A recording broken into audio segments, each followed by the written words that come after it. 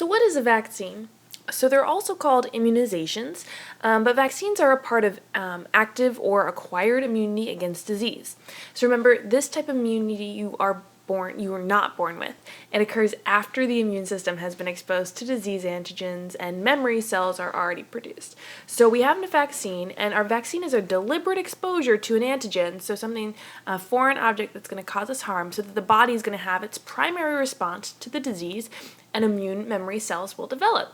So most immunizations or most vaccine are going to include more than one stimulus. So that means like more than one time. So you'll get a booster after the first time. But then the second time around, we have that second response. We have more antigens, and we're going to be able to recognize it and take care of it quicker.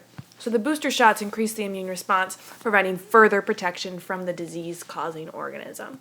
And remember, the vaccine itself is just an inactivated or weakened form of the pathogen, or a subunit of the virus, or like portions of the cell wall or covering. So you're not actually getting a small amount of the virus, you're just getting a weakened or inactive form of the virus or bacteria or what you happen to be receiving. So let's talk about some common vaccines that are out there.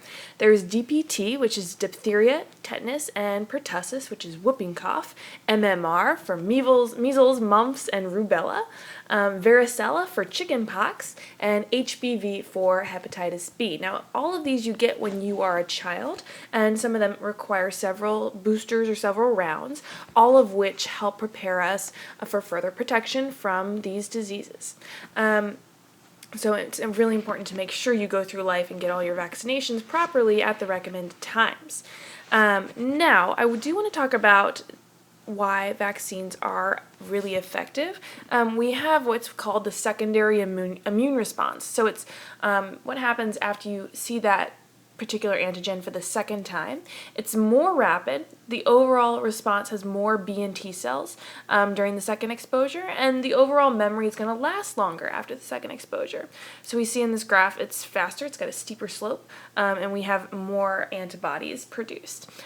So again, this is the secondary response to an antigen, which is why vaccines are effective. The big question is, are vaccines dangerous? The big answer is no. There's a lot of science behind this answer.